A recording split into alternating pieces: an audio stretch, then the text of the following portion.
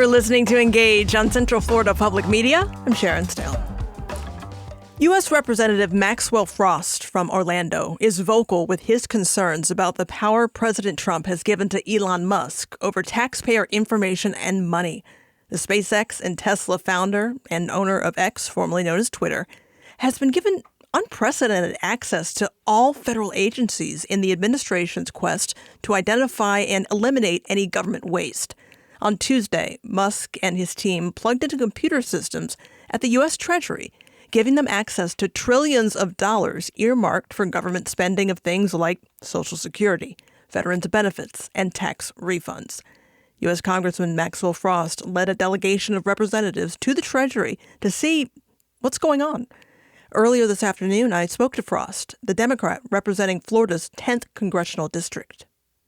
You led a delegation of 24 Congress members to the Treasury Department Tuesday. Can you take me step by step what happened once you get to the department? And as a member of Congress, how do you feel in this moment when you are not allowed inside? Yeah, well, I appreciate the question. And I think it's important to say that it is not normal for members of Congress to pull up to Treasury Department or buildings like this. Usually we invite folks to come speak to us, but because there's no transparency, because we're being kept in the dark, we had to go there. And so I organized about 24 members to go to the Treasury Department. It is fully within our purview to enter these buildings. We fund these buildings. We vote to fund these buildings. And so we came up to the gate, greeted by Secret Service. Very nice. They said, well, give me a moment. We're probably gonna get you in here. Let me just get the final approval. So we thought we'd be able to go in, and we wanted to speak with the representatives of DOGE, the unknown people who are kind of running our government right now, unelected people run by Elon Musk. And then about 10 minutes later, we're told we can't let you in. We ask why, and we're told, well, it's because the people are too busy or something along those lines.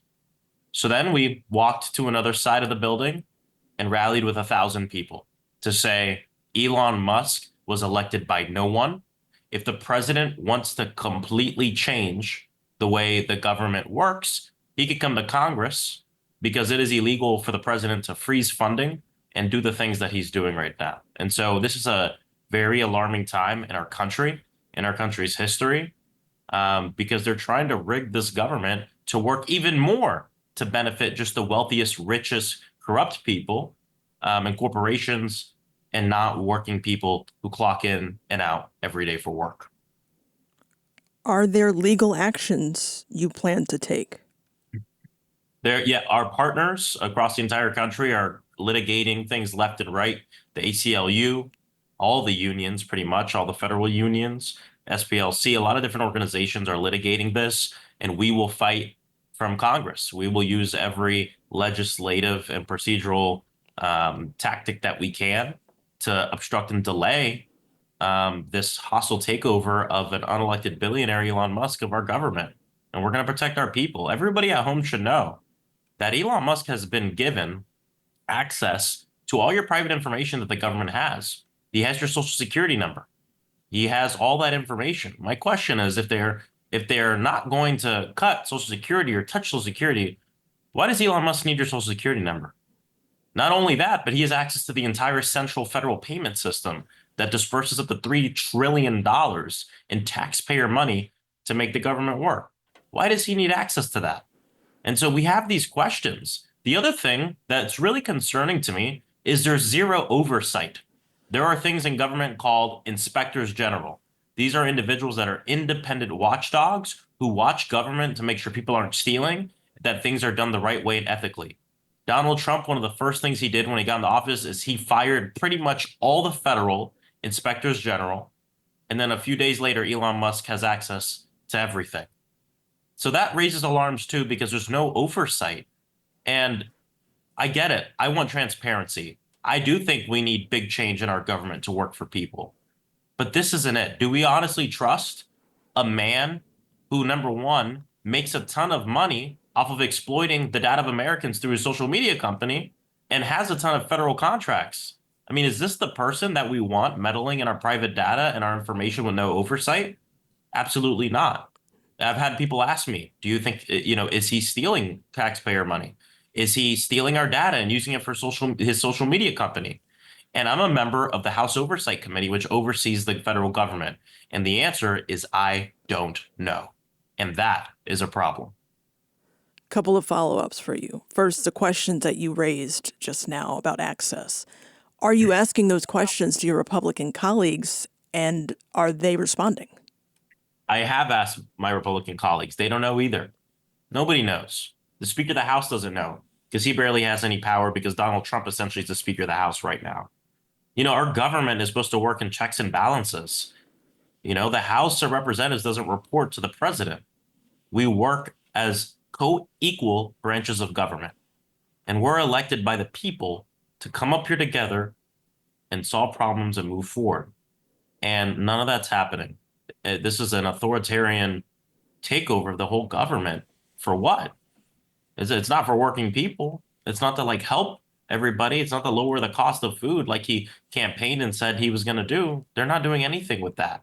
He's talking about ethnic cleansing in Gaza. He's talking about buying Greenland and Canada. He's talking about the mass deportation of grandmas and kids who have been in this country for a while.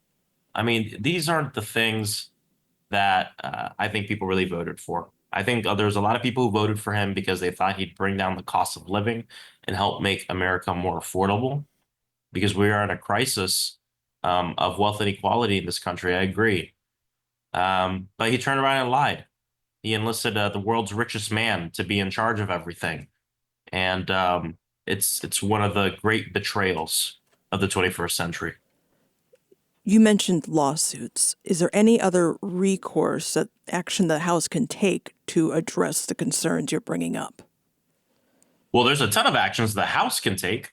I mean, if we had 3 Republicans with a backbone, they could work with Democrats and we could pass legislation to stop what's going on and hold this president accountable. But the problem is that he's an authoritarian figure that has the entire Republican caucus completely scared. And none of them want to say a single peep, a single negative peep about him because they're scared of him.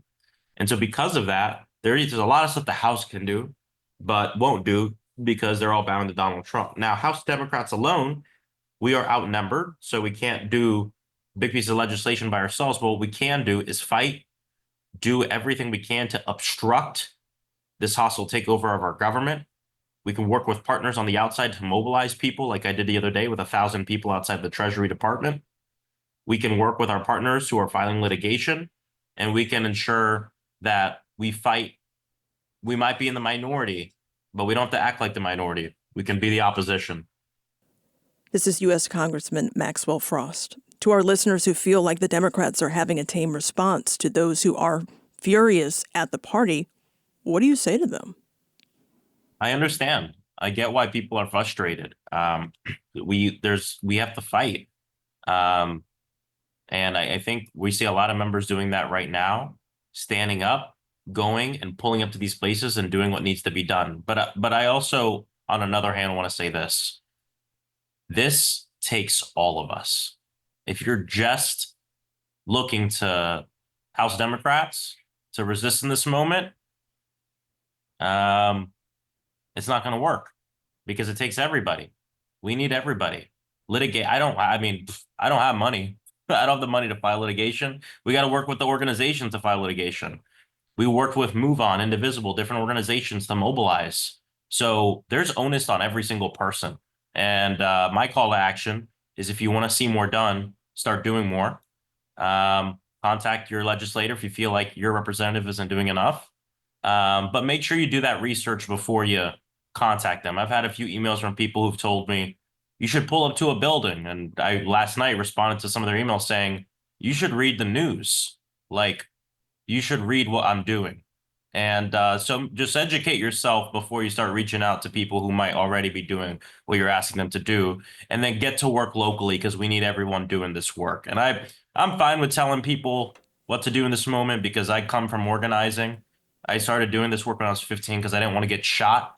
I've been arrested for this work. And so I don't really need to be lectured on what to do in this moment. I'm doing it. But I need everyone else to get up and stop posting and start organizing because we need everyone on the front lines now. We need people to call their senators and tell their Democratic senators to vote no on all these Republican cabinet nominees. We need everybody working, and we're gonna do this together. I know it feels like the world's falling apart, and in many ways, we're losing parts of our country right now. But I'll tell everyone in these moments, we can choose hope. We could choose the fight. We can take the energy from our ancestors who have been in worse situations and gotten bigger wins. And we can remember that we're not new to this. We're true to this. We're going to do this work. We're going to take back the House in 2 years, and we're going to hold this president accountable. On immigration, we've been reporting on the lifting of ICE restrictions on sensitive places like churches and schools, and we're going to talk more about that later in this show. We're hearing from people on the ground. I just want to read you something from Pastor Gabriel Salguero. He wrote, "People should feel free to come to worship and to serve God and sing and clap and have their children come to Sunday school without the fear of them being separated." What do you say to people like Pastor Salguero? I agree. I agree. I hosted a roundtable with a lot of our local clergy, immigration organizations, and folks to come together to talk about how we're going to keep each other safe in this moment. Donald Trump campaigned on a lie. He said, we're going to focus on the most violent people you can think of that are undocumented in this country. And then when asked, the White House press secretary was asked, what percentage of people that have been rounded up are these, violent criminals? And she said, well, we see all people that are undocumented as criminals that need to be deported, which means your grandma who's been here for 40 years, living, working in our community. It means that kid who came here no fault of their own when they were a child, but they've been going to public school. They're your kids' friends. Those are folks that Trump sees as violent criminals, and he wants them violently pulled out of classrooms, and he wants them violently pulled out of the church pews. He wants to put them in internment camps, and he wants to ship them to countries that are falling apart.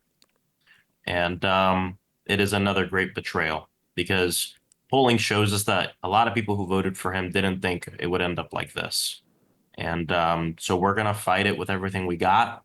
But folks in Central Florida should know that we have a great local apparatus of legal aid organizations, immigration organizations that are helping to make sure people are safe and that people know their rights. And I encourage people to please research the Orlando Center for Justice. You can also reach out to the Hispanic Federation. You can reach out to Hope Community Center. I can keep going. We have just so many organizations doing the work. And if you need help or have any questions about USCIS, you can reach out to my office as well. You can Google Maxwell Frost, or you can go to frost.house.gov. We provide Spanish. We have people who speak Spanish in our office, and we have people who speak Haitian Creole in our office. Reach out if you have any questions. We'd love to open a case for you, but we're here to serve you. We're here to work to protect you, and we're going to hold our own people accountable. If we see any companies trying to bow to what's going on, not protecting their own employees, we're going to call them out, and we're going to call them out forcefully. We need everybody in Central Florida to hold true to the values that make Central Florida what it is, that our diversity is beautiful. It's how we've gotten through some of the worst moments. And in this moment, we need to look out for each other. What do you say to people who feel as though illegal immigration has harmed them personally in some way, as well as our country? I'd say I understand where the anxiety comes from, but the oligarchs, and that's what I mean, the rich billionaires and corporations that for decades, for generations really, have called the shots in this country, they benefit when we look at each other as part of the problem and not part of the solution. And believe it or not, and this is me talking to all of our constituents here, you are going to have a lot more in common with that undocumented family that maybe lives 10 minutes from you. Their bank account might look a lot like your bank account. Their home might look like a lot like your home. You have a lot more in common than you have in common with Elon Musk. That was U.S. Representative Maxwell Frost from Orlando, the Democrat congressman from Florida's 10th District. We reached out to Republican Representatives Daniel Webster and Mike Herodopoulos. Neither was able to schedule time with us. And we did not hear back from Republican Representative Corey Mills.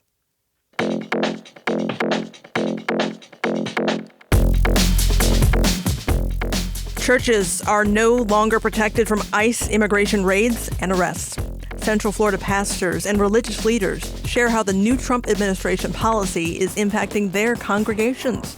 This is Engage on Central Florida Public Media.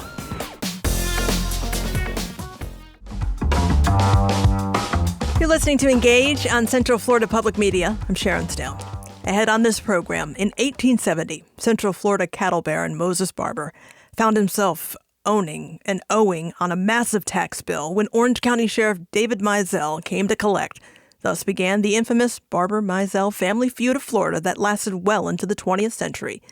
Billy Morgan of the Orange County Historical Society joins us to share this tale of Central Florida clan folklore. But first, a person's relationship with the church is a personal one. Motivations for attending a religious service vary. Some go to lean into their faith. Others may find refuge, comfort, or purpose. Whatever the mission, churches are houses of worship.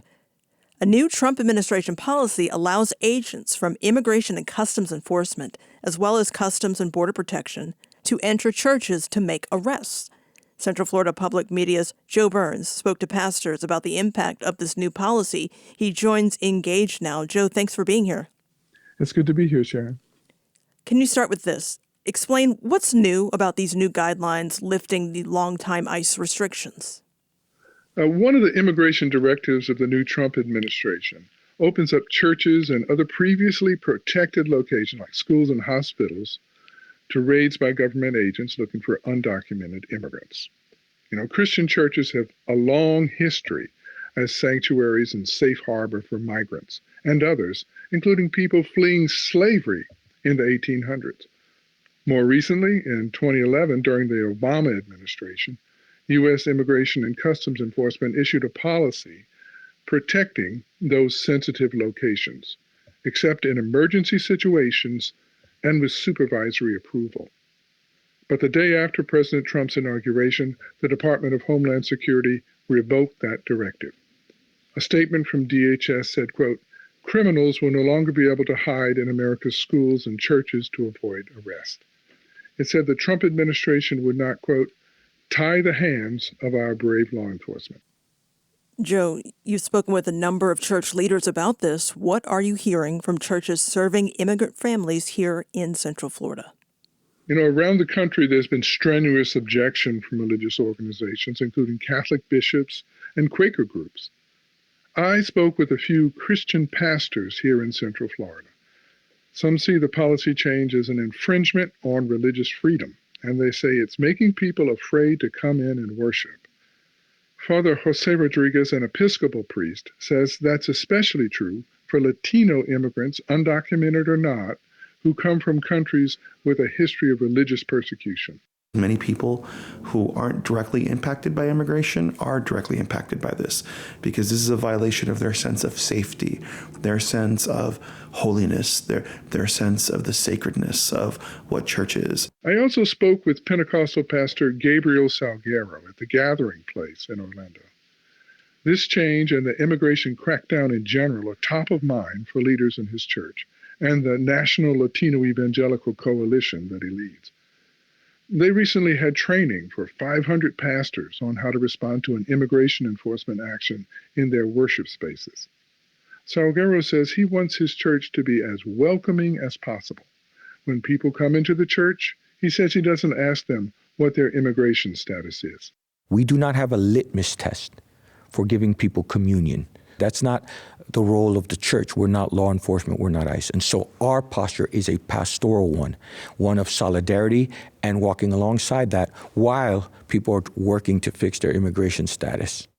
He says the church is a holy place and should be respected. Here's how he puts it. People should feel free to come to worship and to serve God and sing and clap and have their children come to Sunday school without the fear of them being separated.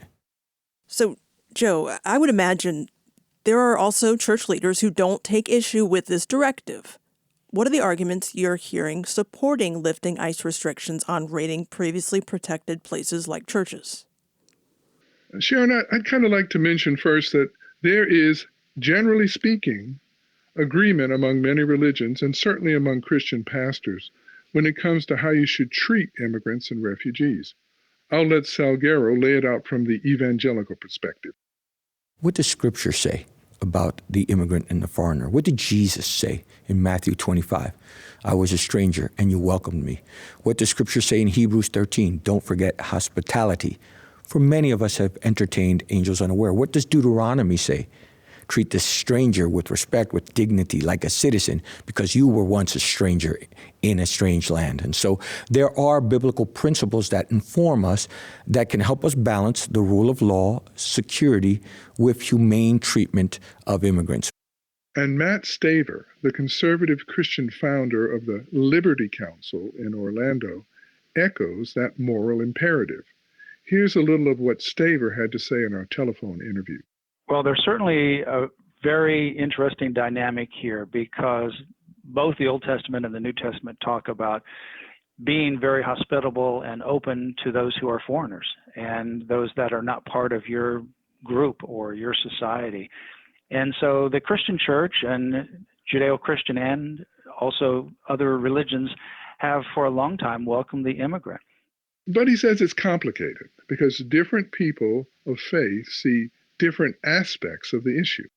On the one hand, I think there's a universality on wanting to help those who are immigrants. But on the other hand, there is this idea of wanting to have law and order and protect our citizens. Staver doesn't think there will be church raids, but he says he doesn't see them as a matter of religious liberty because churches are not places where, quote, the laws of our civil society no longer apply. Joe, is he right? Is it happening in Central Florida yet? Are they seeing ICE agents in church parking lots? I haven't heard of any church raids here, and it's not clear there will be any. But Rodriguez and Salguero say the threat, the fear, is already driving worshipers away. Salguero says several members of his national coalition have seen a drop-off in attendance. He's seeing some change too, but he won't know the full impact for a few weeks. This is just one small element of the larger immigration issue and the Trump administration's crackdown. Like other reporters on our team, I'm following these developments in Central Florida. Central Florida Public Media's Joe Byrnes, thank you for following those developments. Thank you so much for having me.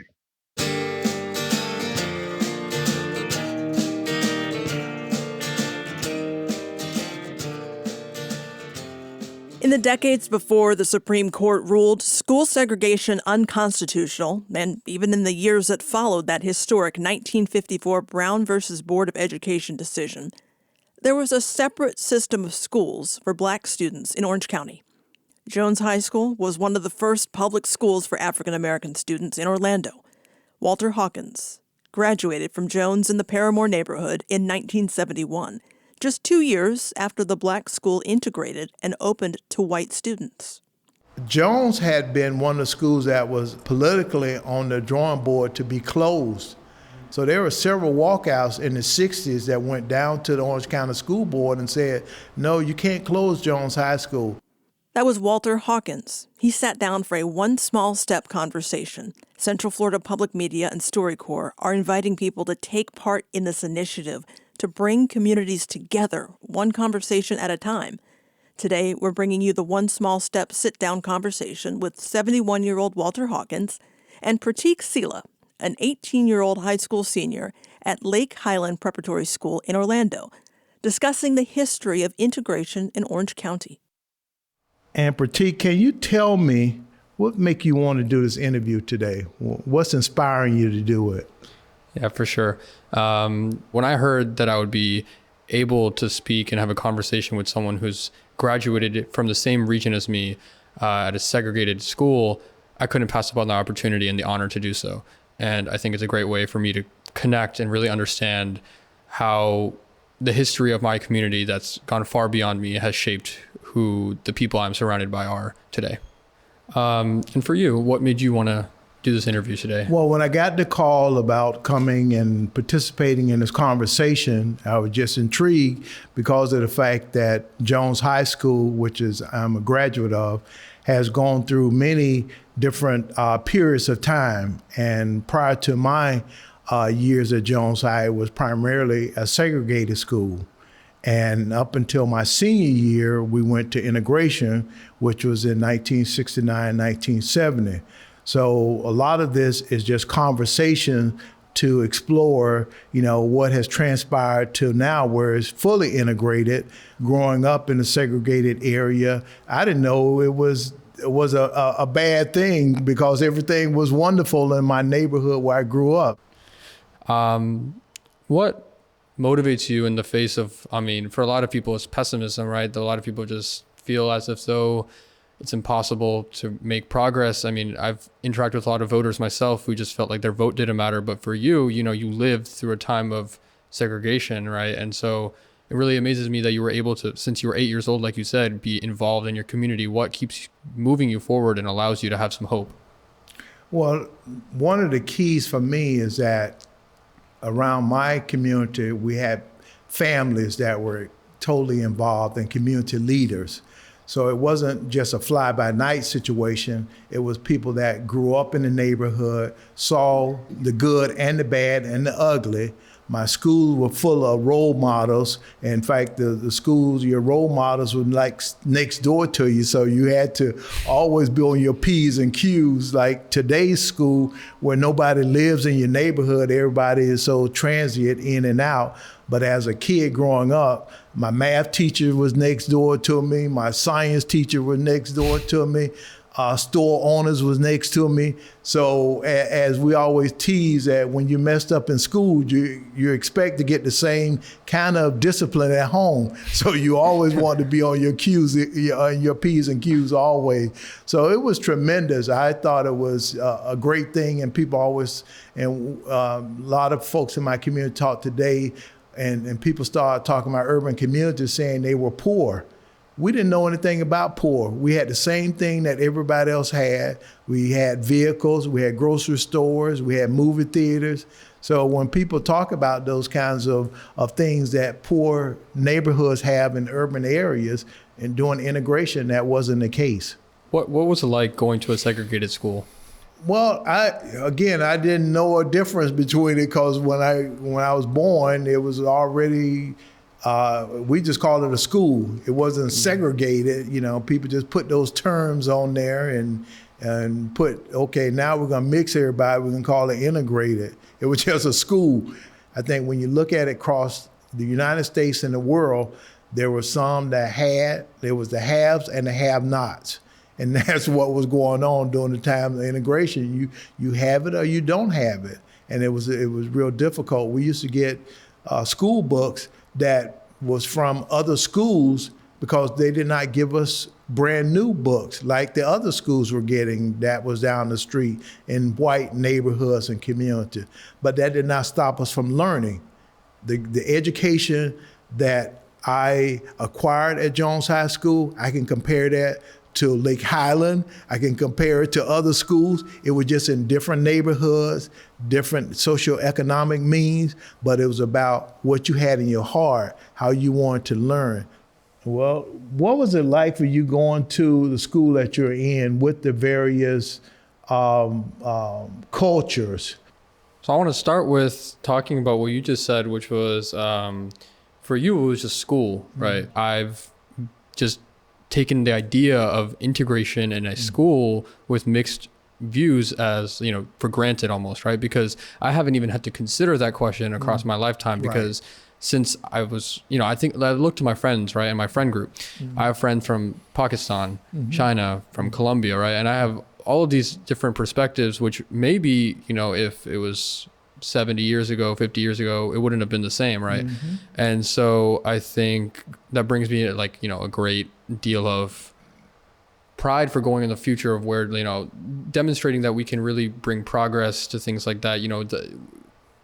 For me, for example, my friends, I've had a lot of friends who are similar to me who have Indian heritage. But for me, actually, as opposed to a lot of other Indian Americans, I've grown up with a friend group that's primarily not Indian or not Asian.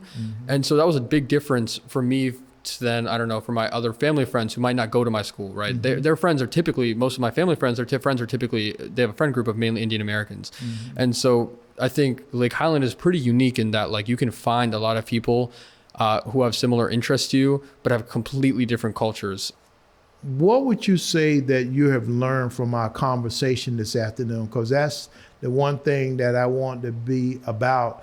For me, as someone who's had has a lot of privilege and has a lot of opportunity going forward, I need to be kind of unsatisfied always when it comes to getting change for my community, right? We can't just stop at maybe integrating the schools. We have to go forward more than that, advance economic equality, advance everything like that. And so I think just talking to someone like you, who's literally had the lived experience of, being in segregation, is definitely something I can't get anywhere else, right? Because even before this conversation, where I knew I was going to talk to you, I didn't know what your experiences were like, right? So walking on the roads, I didn't even think about the idea that the community I'm standing in today could have been segregated once upon a time. And so that will definitely keep the weight of that and the weight of our history in Orange County definitely in my mind going forward. Right. And I struggle sometimes with our kids today. As a kid growing up in Orlando, there were areas where you could not go into a store downtown Orlando and drink from the same water fountain. Wow. And so when somebody tells you you can't do it, you got to go around the corner. You can't use the same restroom. It has to have the word colored on it.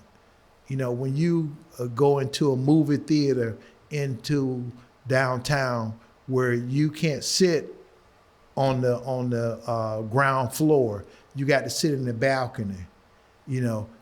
Sometimes in restaurants, go to the back of the restaurant to get my food. I couldn't walk in the front door. Today, African Americans, they can walk in the front door and like nothing's, it's a new day. But the conversation, it did not cause me to say I'm giving up.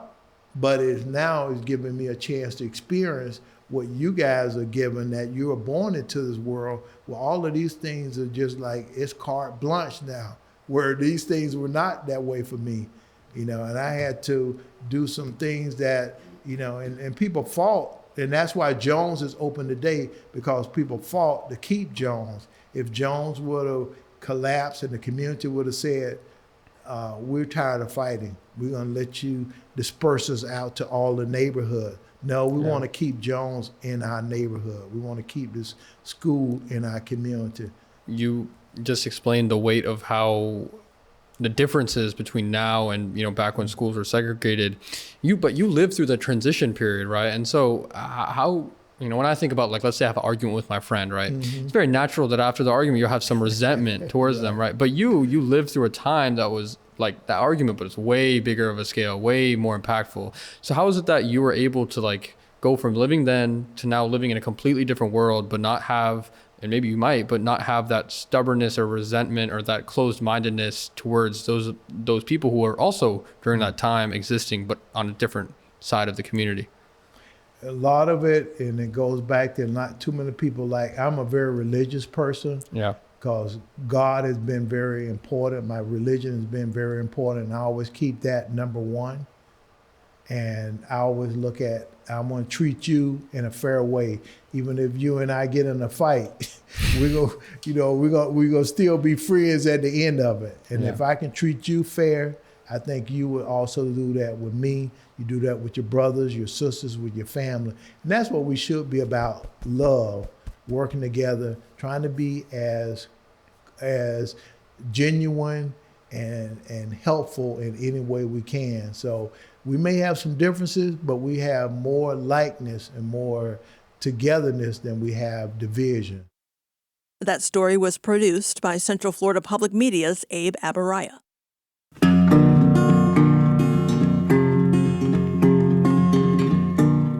Coming up, for nearly 100 years, the Barber and Mizell families of Central Florida feuded over a tax bill. We'll learn about this violent episode in local history and the love story that saw its resolution. You're listening to Engage on Central Florida Public Media.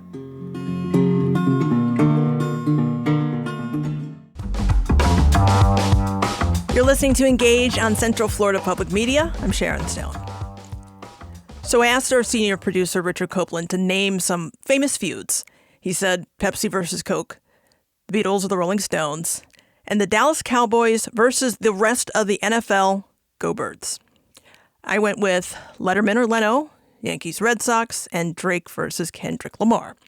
If you're thinking of family feuds, you might go with the Hatfields and McCoys. Maybe you're thinking about Steve Harvey or even Richard Dawson. When talking about family feuds in Central Florida, there is one worth mentioning: the Barber-Mizell feud between two powerful families that developed in the mid-1800s, and it lasted well into the 20th century.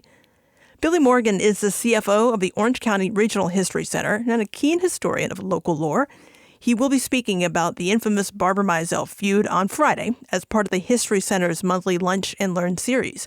He joined us to talk about this feud and the lasting impact it has across the region. I started the discussion by asking Morgan about the Barber family patriarch, Moses, and how this feud began.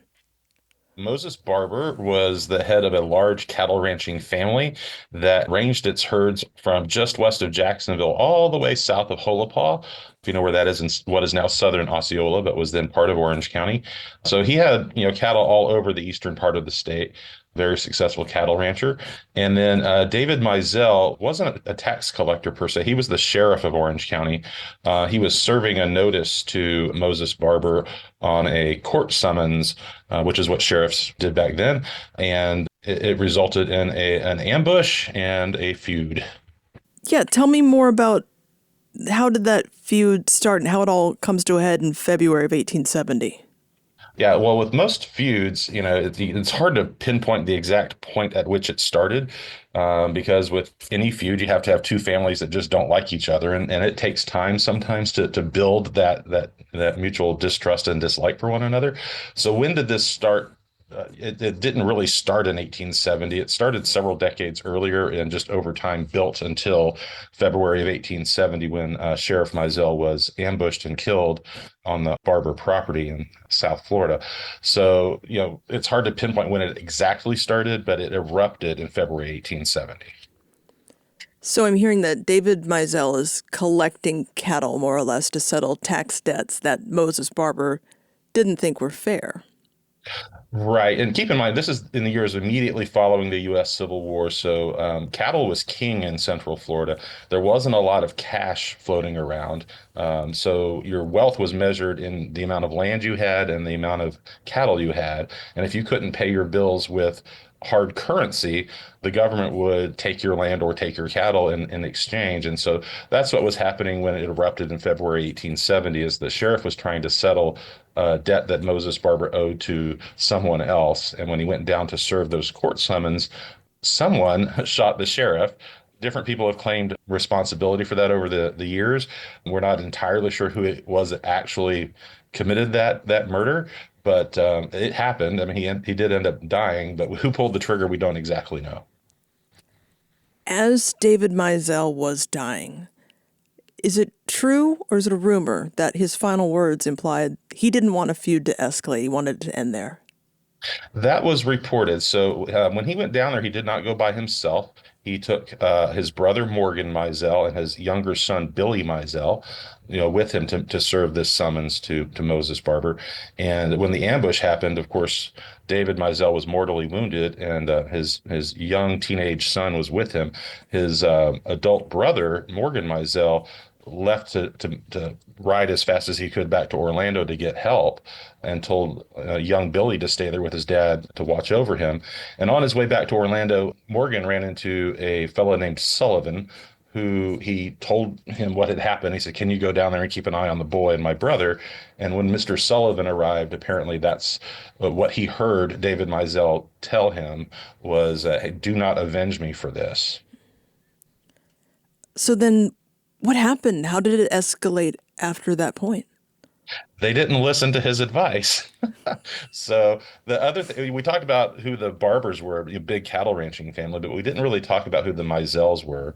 And in 1870, the Mizells were the political powerhouse of Orange County and Central Florida in general. David Mizell, the sheriff who was shot, was David Mizell Jr.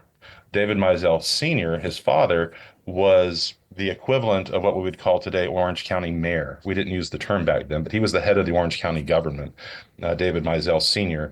Another son of David Sr. was John Mizell, who was the county judge.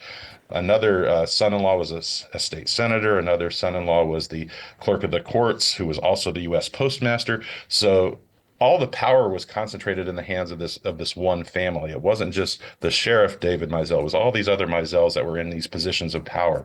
And when they got word from this ambush, they wanted revenge. And despite what the sheriff had counseled them not to do, the sheriff organized a posse with the Orange County deputies and went after the Barbers. So in 1870 alone, 7 people died as a result of this feud. And you mentioned a feud doesn't start overnight, and this one didn't end overnight either. Can you talk a bit about the fallout in the years later? Yeah, absolutely. So, well, a lot of that was that some of the people ended up dying. Of course, we mentioned the number that we have recorded. The recorded number of deaths doesn't exactly mirror the storied number of deaths in the feud. So there's that. One of the Barbers ended up going to prison up in Chattahoochee and died in prison, as a matter of fact, leaving a widow. We had Barbers fleeing the area, trying to escape the vigilante justice that was going on.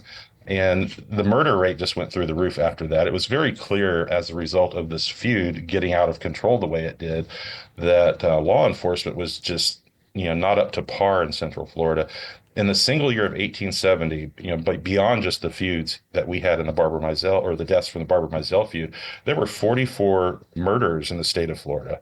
We only had a population of about 180 or 190,000 in the whole state.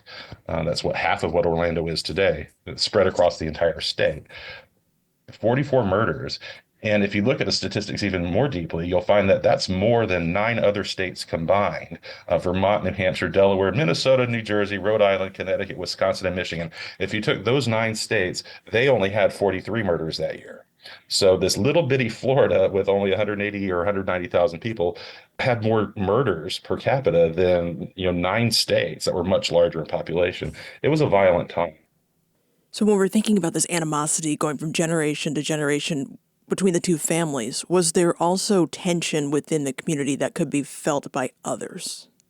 Absolutely. And it lasted quite a long time. It began with the political nature of the Mizells having all the political power and the cattle ranchers having all the wealth in terms of the cattle. There was a natural tension there. And depending on where your interests were politically or economically, a lot of people had to take a side. I found a newspaper article from the 1960s. So we're talking almost 100 years after the feud ended, where the sheriff of Osceola County, a man named Young Tyndall, was quoted again in the 1960s saying, "It is not safe to be a friend of either side publicly. You have to learn to keep your mouth shut."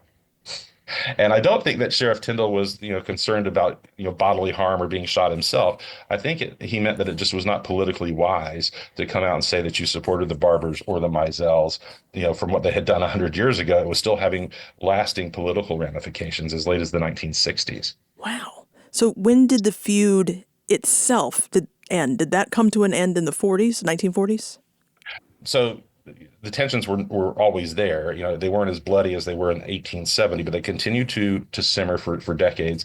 And then in the 1940s, a lady named Mary Ida Bass, who was a Mizell descendant, married a fellow named William Barber, who obviously was a Barber descendant. And that's sort of symbolically ended the feud. Mary Ida wrote a really good book called Florida Frontier, The Way It Was, I would say back in the 1980s, maybe the 1990s. But what she was doing was for her kids and grandkids. She wanted to present the story of this feud from both perspectives. Here's what I learned growing up as a Mizell descendant. Here's what your dad heard growing up as a Barber descendant. And here's kind of where the two meet and where the truth probably lies. So she wrote this really good book, and that inspired my interest in this feud, decades ago. If I were to ask you, what is the legacy of this feud in these two families? How would you answer that? Well, it's a living legacy. You can see evidence of it all over Central Florida today if you know what you're looking for. So obviously here at the Orange County Regional History Center, we're always looking for tidbits of history. But you can see it in the road signs. You can see it in the names of lakes. You can see it in the names of parks. There's evidence of this feud today that people pass by all the time and don't realize that that's where that name came from. That's what that thing is. Including here at the History Center, we supposedly have the gun that was used to shoot down the sheriff on display, on permanent display here at the History Center. I have to know, are there Barber or Mizell descendants still in the area? You're talking to one. So I am a direct descendant of the Mizells, but I'm also related to the Barbers by marriage. So very much like Mary Ida and her husband William, I grew up listening to stories from both sides of the family, and it was a tragic chapter in our history, but it was a very memorable one, and it's one that has a continuing, long-lasting legacy that's worth retelling, and that's what we're going to be doing on Friday. Did you ever identify as having an allegiance to one family over the other? Well, I guess blood does tell. So I am a Mizell descendant, but our Mizells were not the feuding Mizells, if that makes sense. That the connection to the Mizell family in my direct line occurred before they moved to Central Florida, when they were still living up on the border between Florida and Georgia. The family name that I inherited was Ivy, I-V-E-Y. The Ivies were the family that moved down here, but they were, first cousins to the feuding Mizells. So the relationship was there. I do have Mizell blood, but I didn't really identify with either side because, as I said, we are also related to the Barbers through marriage many times over. You think about it, we mentioned the population of Florida was so small back at that time that if you have roots dating back to Florida, 1870, odds are you're related to both sides as well. Billy Morgan is with the Orange County Regional History Center. He will be presenting the story of the Barber-Mizell family feud, A Recipe for Revenge. It's part of the center's Lunch and Learn series. We'll have a link on our website, cfpublic.org. I shall be sheriff. Good I did, I should not get guilty. Oh, no, oh. And while you're there at cfpublic.org, you can check out all of our shows available on demand. That is all for today's edition of Engage. I'm Sharon Stone. Thank you for joining us. All Things Considered is coming up right after NPR News.